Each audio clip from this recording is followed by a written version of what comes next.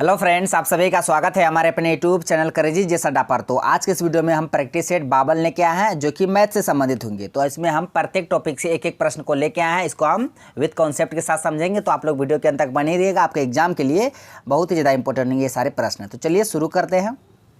पहला क्वेश्चन है कि ए और बी की वर्तमान आयु 6:5 में है, यानी कि 6:5 है, और 15 वर्ष बाद इनकी आयु 9:8 हो जाता है। तो बी की आयु क्या है आपको ये बताना है। ठीक है, तो देखिए ये एज से रिलेटेड क्वेश्चन है, इसको आप लोग को बनाना है। हम बनाते हैं, आप लोग ध्यान से देखिएगा। ए और बी वर्तमान आयु का अनुपात कितना है? 6:5। 15 वर्ष बाद यानी कि आफ्टर 15 ईयर्स 15 ईयर्स 15 वर्ष बाद वही अनुपात बढ़ के 9:8 हो जाता है।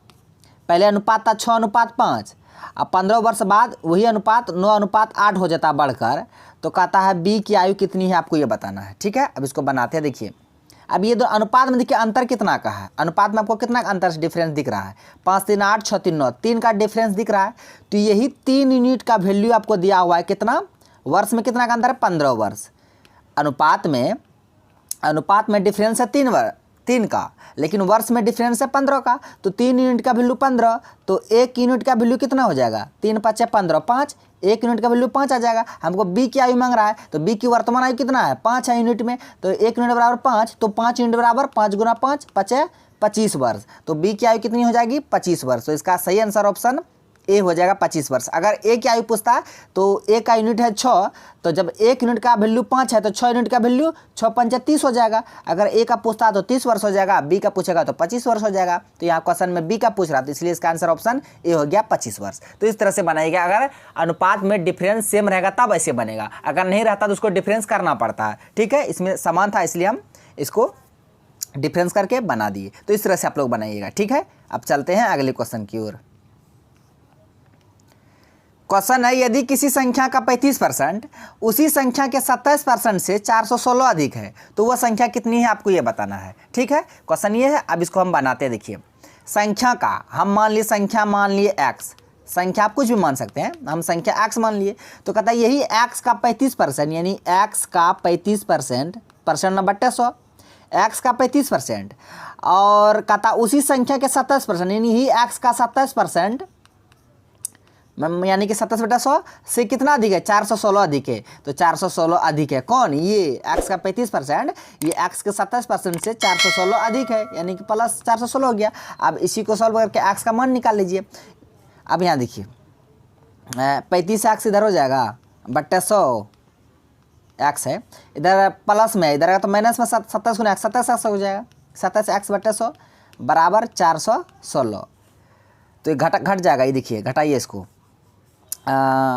एक पेज ले लेते हैं ना। क्या था? 35x बट्टे 100 माइनस 27x बट्टे 100 बराबर 416। 35 में से 27 गया, कितना बचा? 15 में 7 गया 8 बचा। तो 8x बट्टे 100 होगा ना घट के। भिन्न का अगर घटा कीजिएगा तो, अगर ऐसे समझ में आएगा तो फिर है ना, इसको अच्छा से बताइए देते हैं। 100 से में कैसे आएगा ना, तो घट जाएगा 35x माइनस 27x बराबर 416। तो 35 में 27 के 8x बट्टे 100 बराबर 416। अब इसको काटिए, ये 8 से काटिए, ये दोनों ऊपर कट जाएगा है ना। 8 पंचे 40, 1 8 दूना 16 यानी 52 बार में। तो x का वैल्यू कितना आ गया? x का वैल्यू कितना आ गया? इधर नीचे 100 है, वहाँ 52 है, तो 52 गुना 100 हो जाएगा। कितना होगा? 5200 हो जाएगा।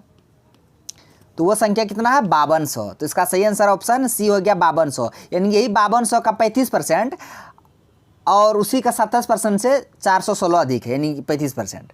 तो इस तरह से बनाइएगा। संख्या x मान लिए, कहता x का 35%, फिर कहता ये x का 27% से 416 अधिक है, तो बस यहाँ 416 अधिक कर दिए। अगर कम रहता तो माइनस करते, ज़्यादा रहा यानी अधिक है तो इसलिए जोड़ दिए। तो जो कहता वो करते। ठीक है, ऐसा करके x का मान निकाल लीजिएगा। ठीक है, अब चलते हैं अगले क्वेश्चन की ओर। क्वेश्चन है 15 और 25% की दो क्रमिक छूटों के बराबर एक एकल छूट क्या है आपको ये बताना है। क्रमिक छूट बराबर, पहले इसका फॉर्मूला आप लोग ध्यान में रखिएगा। जो क्रमिक छूट होता है, क्रमिक छूट बराबर होता है x plus y minus x into y by 100। ये होता है क्रमिक छूट का फॉर्मूला, आपको इसको याद रखना है। ठीक है, अब इसी फॉर्मूला में बैठा दीजिए 15% 25%। तो एक पेज ले लेते हैं। फॉर्मूला है x plus y minus x into y by 100। तो 15 और 25% का छूट है ना, देख लीजिए एक बार। 15% और 25%, यानी कि 15 + 25 माइनस 15 गुना 25, क्योंकि x इंटू वाई ये गुना में बट्टा 100।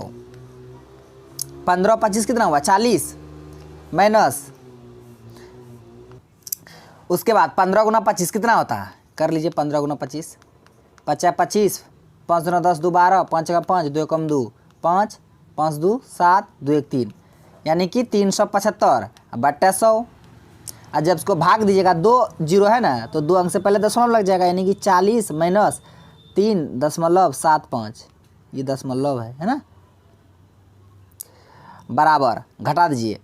40 में से 3.75 घटाइए, कितना बचेगा, यानी कि 40 में 3.75 घटेगा।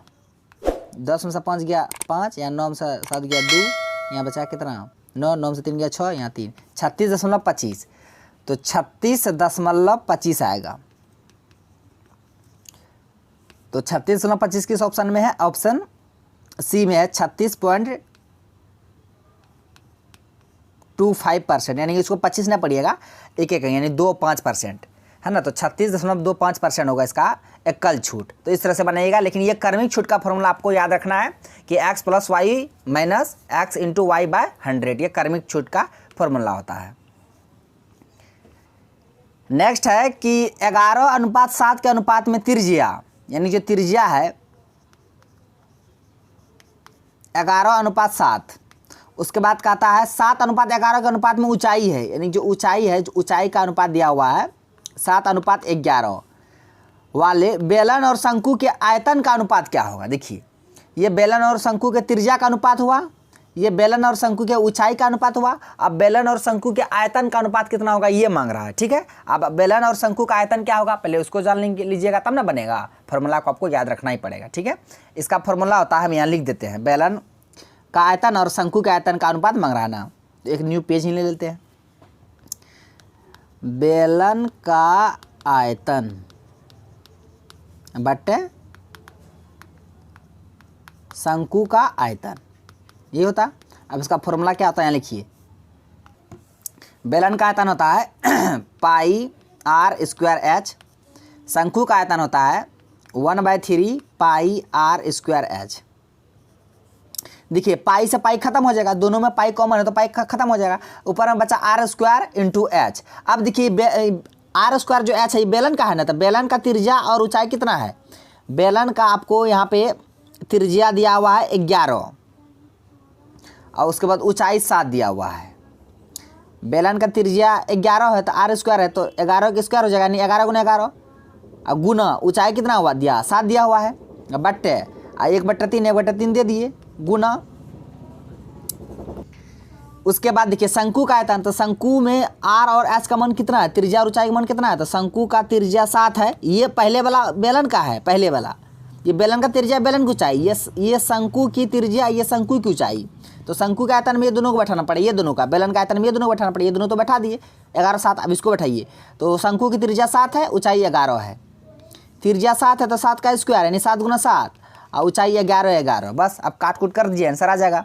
7 से 7 खत्म, 11 से 11 खत्म, है ना, तो ये 3 नीचे है तो ये ऊपर चल जाएगा ना, तो 11 गुना ये 3 नीचे का ऊपर चल जाएगा, बट्टे नीचे में क्या बचा, सिर्फ एक तो 7 बचा हुआ है, तो कितना होगा 7 है, हाँ 7 बचा, 11 33 अब बट्टे 7, 33/7 का मतलब क्या हुआ, 33/7 का मतलब हुआ 33:7, है ना। तो इसके आयतन का अनुपात कितना होगा, बेलन और शंकु के आयतन का अनुपात 33:7। तो किस ऑप्शन में 33:7, ऑप्शन डी में है, तो इसका सही आंसर ऑप्शन डी हो जाएगा 33:7। इस तरह से आप बनाइएगा, ठीक है। ये त्रिज्या का अनुपात दिया था ऊंचाई का, यानी बेलन और शंकु के दोनों का त्रिज्या ऊंचाई का अनुपात दिया हुआ था, हमको आयतन का अनुपात मांग रहा था, तो आयतन का सूत्र बैठा के मान निकाल लीजिएगा। तो जिस तरह हम यहाँ आयतन का सूत्र बैठा के मान निकाल लीजिए, इसी तरह से आप लोग को भी बनाना है, ठीक है। नेक्स्ट है x अनुपात y का वैल्यू दिया हुआ है, y अनुपात z का वैल्यू दिया हुआ है, तो x अनुपात z का वैल्यू क्या होगा आपको ये फाइंड करना है, ठीक है। हम इसको बना रहे हैं, आप लोग ध्यान से देखिएगा। तो इस तरह क्वेश्चन आप पूछेगा तो ऐसे कीजिएगा, तो x अनुपात y का वैल्यू कितना है 5:6, फिर y अनुपात z का वैल्यू कितना है 2:5। जब ऐसा रहेगा ना तो x अनुपात y कॉमन y अनुपात z, तो x अनुपात y अनुपात z बराबर होगा, ये दोनों गुना कीजिएगा, उल्टा एल कीजिए, ये दोनों गुना कीजिएगा, फिर इसको इससे गुना कीजिएगा, और फिर बाद में इसको इससे गुना कर दीजिएगा। उल्टा है, यानी इधर से आना, इधर जाना, फिर इधर जाना, है ना। तो 5 को 2 से गुना कीजिए, 5 दूना 10 अनुपात, फिर 2 को 6 से, 6 दूना 12 अनुपात, फिर 6 को 5, 6 पंजा 30। बस हो गया, ये एक्स वाई जेड का अनुपात निकल गया, 10 अनुपात 12 अनुपात 30। अब हमको एक्स और जेड का ही मान सिर्फ मांग रहा है ना, वाई का मान नहीं मांग रहा है। तो एक्स का मान 10 है अनुपात वाई का 30 है, तो कट जाएगा, 10 से कम 10 है, 10 तिया 30, यानी 1 अनुपात 3, 1 अनुपात 3 आया एक्स और जेड का मान। तो इसका सही आंसर ऑप्शन बी हो गया, 1 अनुपात 3 आएगा। तो इस तरह से बनाएगा। अगर ऐसे रहेगा ना तो एक्स वाई की जगह यहाँ ए बी भी दे सकता है, या एक्स वाई की जगह क्यू आर पी आर, इस तरह लेटर में कोई भी चीज़ दे सकता है, सिर्फ कॉन्सेप्ट ही रखिएगा, ऐसे ही बनेगा, ठीक है, अगर इस तरह से क्वेश्चन पूछेगा तो। नेक्स्ट है, देखिए, ऐसी संख्या जिसके 5वें हिस्से में 4 की वृद्धि करने पर वह संख्या उसके चौथे हिस्से में 10 घट जाने के बराबर हो जाती है। क्वेश्चन को समझिए पहले कह क्या रहा है ना, उसके बाद बनाना है। और एक बार पढ़ते हैं, है ना। कहता ऐसी संख्या जिसके 5वें हिस्से में, मान लिया अगर हम संख्या x मान लिए, संख्या x मान लिए, तो कहता x का 5वां हिस्सा x/5 हो जाएगा। तो ये x संख्या के 5वें हिस्से में 4 की वृद्धि, यानी x/5 में 4 की वृद्धि कर दिया। फिर कहता है कि वही संख्या के चौथे हिस्से, यानी x का चौथा हिस्सा x/4 है, तो उसी संख्या के चौथे हिस्से में 10 घट जाने, यानी इस पे 10 घट जाएगा। तो बस इसी को, ये दोनों बराबर है आपस में, तो इसमें x का वैल्यू निकाल लीजिए, आ जाएगा उसका आंसर। तो x/5, इधर प्लस में 4, इधर आएगा तो माइनस में, बराबर, इधर माइनस में 10 है, इधर प्लस में 4 है, उधर जाएगा तो माइनस में 4। इसमें x का वैल्यू फाइंड करना है, तो क्या है, एक न्यू पेज ले लेते हैं। x/5 माइनस x/4 बराबर क्या था, -10 -4, ये था ना, देख लीजिए एक बार। अब 5 4 कैल्शियम कितना आएगा, 5 चौक 20 तो इधर 5 चौक 4 बार 4x माइनस 4 कम 20 5 5 9x, 5x बराबर माइनस माइनस प्लस 10 4 14। अब बड़ा जो रहेगा ना उसके आगे जिसका भी चिन्ह रहेगा वहाँ लग जाएगा, बड़ा 10 है, 10 का क्या माइनस है, -14 हो जाएगा यहाँ। अब 4x में 5x घट जाएगा तो -x बचेगा, यानी -1x, एक लिखा नहीं जाता है। और -x/20 बराबर -14। देखिए माइनस माइनस कट गया, तो x का वैल्यू कितना आ गया, ये दोनों गुना हो जाएगा आपस में, 14 दूना 28, यानी कि 280। तो इसका सही आंसर ऑप्शन ए हो जाएगा 280, है ना। तो इस तरह से आप बनाइएगा। तो फिर इसी तरह क्वेश्चन ऐसे ही रहेगा, कोई हार्ड नहीं है कि हाँ क्या क्या है बाबू ने है। तो क्वेश्चन को पढ़ना है, समझना, तब बनाना है ना। अगर जब तक नहीं समझिएगा तो तब तक क्वेश्चन बनेगा भी नहीं। क्वेश्चन का लाइन क्या क्या कह रहा है उसी तरह से आपको चलना है, ठीक है, बस अपने आंसर निकल जाएगा। क्वेश्चन यहाँ पे देखिए, एक छाते पर 150 रुपया अंकित है, यानी लिखा हुआ है, ये मार्क प्राइज है, और उसे 138 में बेचा जाता है, तो छूट की दर कितनी है। मान के लिए एक छाता है, उसका अंकित मूल्य मार्क प्राइस 150 रुपया है, और उस छाते को 138 रुपया में बेचा जाता है, तो कितना % का छूट दिया ग्राहक को वो दुकानदार, आपको ये फाइंड करना है, ठीक है। देखिए MP दिया हुआ है मार्क प्राइस 150 रुपया, उसके बाद SP सेलिंग प्राइस दिया हुआ है 138 रुपया। अब हमको डिस्काउंट चाहिए, डिस्काउंट %, तो डिस्काउंट % बराबर होता है MP minus SP, MP minus SP। जो डिस्काउंट जो दिया जाता है हमेशा किस पे दिया जाता है, MP पे, मार्क प्राइस पे, गुना 100। बस ये फॉर्मूला को आपको याद रखना है। डिस्काउंट % बराबर होता है, छूट % बराबर होता है MP माइनस SP बट्टे MP गुना 100। तो हमेशा आपको ये भी याद रखना है कि हमेशा जो छूट देगा, डिस्काउंट देगा दुकानदार, वो हमेशा मार्क प्राइस ही पर देगा, यानी अंकित मूल्य पर ही छूट देगा। उसी जगह अगर SP CP रहेगा, लाभ हानि जगह पढ़िएगा, तो लाभ हानि जो होगा हमेशा क्रय मूल्य पर होता है। उसी तरह डिस्काउंट हमें हमेशा अंकित मूल्य यानी कि मार्क प्राइस पर होता है। इसको आपको ध्यान में रखना है, बस इसी फॉर्मूला पे बैठा दीजिए, आपका छूट % निकल जाएगा। अब हम बैठाते हैं, आप लोग ध्यान से देखिए। MP माइनस SP है, MP 150 है, माइनस SP 138 है, अब बट्टे MP है, MP मान 150 गुना 100, इसी को सॉल्व कर लीजिए। तो 150 में 38 घटेगा, कितना बचेगा, 38 12 बट्टे नीचे में 150 ही रहेगा, गुना 100, इसको काट कूट कीजिए, 0 से 0 खत्म, 3 से 3 5 15, 3 चौका 12, 5 दूना 10, 4 दूना 8, यानी कि 8% डिस्काउंट दिया दुकानदार उस छाते पर। कितना %, 8%। इसका आंसर ऑप्शन सी हो जाएगा, 8%। तो लेकिन आपको डिस्काउंट % आपको याद रखना है, MP माइनस SP बट्टे MP गुना 100, और डिस्काउंट हमेशा MP पे दिया जाता है अंकित मूल्य पर, और लाभ जो हानि होता है वो हमेशा क्रय मूल्य कॉस्ट प्राइस पर होता है। ये दोनों बातों को याद रखना है। अब चलते हैं अगले क्वेश्चन की ओर। क्वेश्चन ये भी बहुत ज़्यादा इंपॉर्टेंट है। एक साइकिल चालक, जो साइकिल चलाते हैं साइकिल चालक, 1 घंटे में 12 किलोमीटर की दूरी तय करता है, यानी कि 12 किलोमीटर पर आवर उसकी स्पीड है। यही हुआ ना, जब 1 घंटा में 12 किलोमीटर तय करता साइकिल से तो उसका स्पीड क्या होगा, यानी कि 12 किलोमीटर पर आवर, 1 घंटा में 12 किलोमीटर तय करता है। तो उसका था कि उसी का जो गति है, स्पीड है, उसको हमको मीटर प्रति मिनट में चाहिए, है ना। वहाँ तो किलोमीटर पर आवर में है और गति हमको स्पीड मांग रहा है मीटर प्रति मिनट में। तो इसको बनाते कैसे देखिए, अगर हमको स्पीड निकालना है, चाल लिख देते हैं। चाल बराबर होता है दूरी बटा समय, डिस्टेंस अपॉन टाइम। अब डिस्टेंस आपको दिया हुआ है 12 किलोमीटर, उसके बाद टाइम दिया आपको 1 घंटा, 1 आवर। अब हमको यहाँ पे स्पीड, इससे जो स्पीड निकलेगा, चाल निकलेगा, वो हमको मीटर प्रति मिनट में चाहिए, लेकिन यहाँ जो निकलेगा तो किलोमीटर पर आवर में निकलेगा। तो आप यहाँ देखिए 12 किलोमीटर है, हमको मीटर में चाहिए, तो 1 किलोमीटर बराबर 1000 मीटर होता है। ये सबको बात पता है, 1 किलोमीटर बराबर 1000 मीटर। अब यहाँ 12 किलोमीटर है, तो 12 किलोमीटर बराबर कितना मीटर होगा, 12000 मीटर हो जाएगा। इसको हम हटा देते हैं, 12 किलोमीटर है, इसको हम मतलब किस में बदलेंगे, मीटर में, तो 12000 मीटर हो जाएगा। बट 1 घंटा है, हमको यहाँ पे चाल चाहिए मिनट में, तो घंटा को मिनट में बदलेंगे, तो 1 घंटा में कितना मिनट, 1 घंटा में 60 मिनट। अब बस कुछ ना करना, 0 से 0 खत्म हो गया। अब बचा क्या, इसे 6 से काटेगा, 6 दूना 12, इधर 2 0, यानी कि 200 बार में कटेगा। तो 200 मीटर प्रति मिनट, इसका सही आंसर ऑप्शन बी हो जाएगा, 200 मीटर प्रति मिनट। इस तरह से आप लोग बनाइएगा। यहाँ पे देखिए, अगर यहाँ से निकालते हैं ये किलोमीटर पर आवर में स्पीड आता है, लेकिन हमको स्पीड मांग रहा है मीटर प्रति मिनट में, इसलिए किलोमीटर को मीटर में बदले, घंटा को मिनट में बदले, उसके बाद काट के आंसर निकाल लिए। ठीक है, अब चलते हैं नेक्स्ट क्वेश्चन की ओर। देखिए ये क्वेश्चन आज का लास्ट क्वेश्चन है। इस क्वेश्चन का आंसर को आप लोग को कमेंट बॉक्स में देना है ना। बहुत ही आसान क्वेश्चन है, ये एमडीएच मसला से क्वेश्चन समा है ना। एमडीएच मसला का सूत्र बता दिए, M1D1 H1 बटा W1 equal M2D2 H2 bye W2। बस उसी फॉर्मूला में बैठा के आपको याद रख, मतलब इसका आंसर निकाल के कमेंट बॉक्स में देना है। क्वेश्चन हम पढ़ देते हैं, आप लोग सुनिए।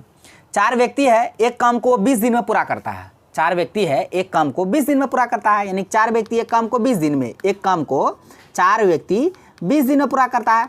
फिर बराबर का था वो, मतलब 10 व्यक्ति उसी काम को, यानी यही एक काम को कितने दिनों में करेंगे। एक्स का वैल्यू फाइंड करके आपको आंसर बताना है। तो फ्रेंड्स आज का क्वेश्चन बस यहीं तक था। सारे क्वेश्चन को हम विद कॉन्सेप्ट के साथ समझा दिए। आई होप आपको वीडियो पसंद आया होगा। यदि वीडियो पसंद आया तो मेरा वीडियो को लाइक कीजिए तथा मेरा यूट्यूब चैनल करेजिए जिस अड्डा को सब्सक्राइब करें और बेल आइकन को भी हिट कर दीजिए, ताकि हर एक लेटेस्ट वीडियो का नोटिफिकेशन तुरंत आप तक पहुंच जाए। थैंक्स फॉर वॉचिंग वीडियो, धन्यवाद। अब मिलते हैं नेक्स्ट वीडियो में नेक्स्ट टॉपिक के साथ। तब तक के लिए जय हिंद।